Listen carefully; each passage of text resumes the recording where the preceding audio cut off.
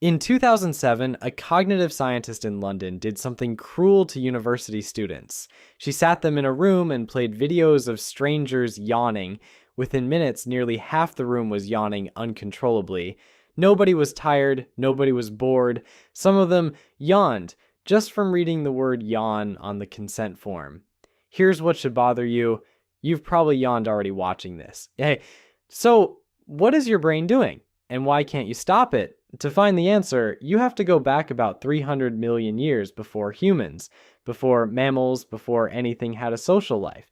The yawn itself is ancient. Nearly every vertebrate on Earth does it. Snakes yawn, fish yawn, your dog yawns with alarming theatricality.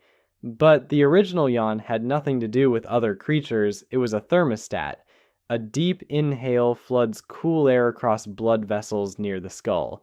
That cools the brain like a radiator flush for your neurons. Overheated brains make bad decisions. Bad decisions get you eaten. So the solo yawn survived for millions of years, simple and useful.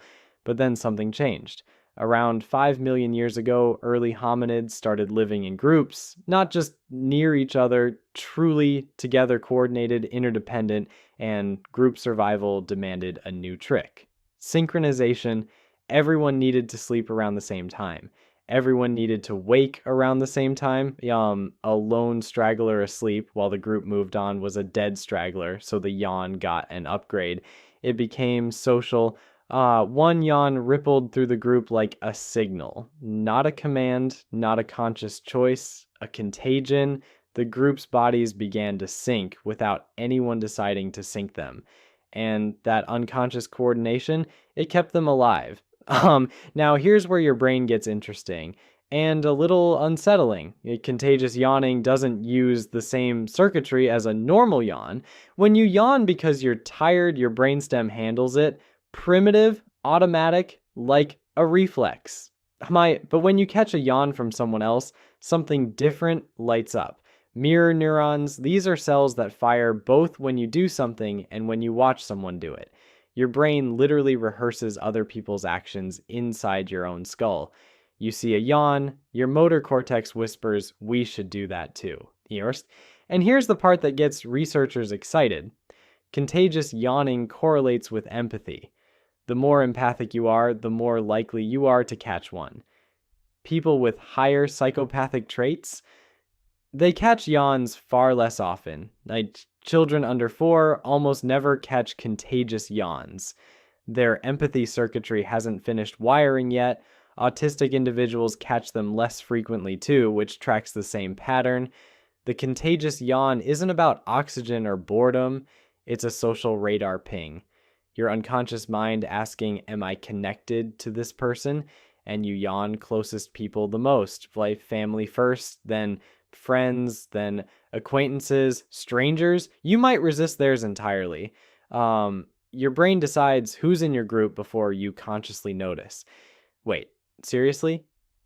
A yawn is sorting your social world? Yes, every single time, and you have no say in the matter. So here's the absurd part.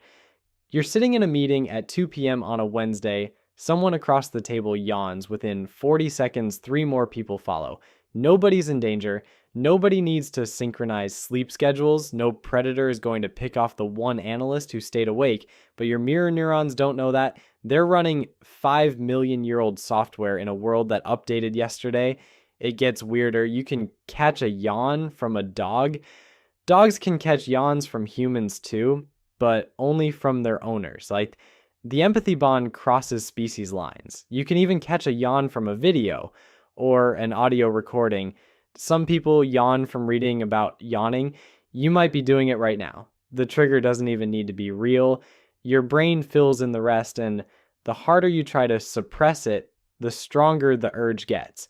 Your conscious mind says, no. Your motor cortex says, absolutely yes. It's one of the few social reflexes you genuinely cannot override.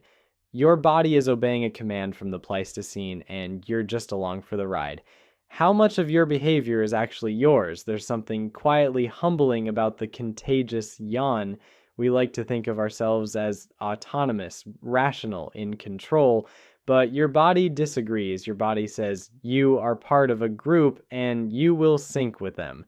Not because you chose to, because you were built to. The contagious yawn is a fossil of connection, a leftover from when belonging to a group was the difference between life and death. It can't protect you anymore, but it still fires every time. And here's the twist that stays with me. The people whose yawns you catch most easily, they're the people you love. Not because you decided to love them in that moment, because your mirror neurons already knew.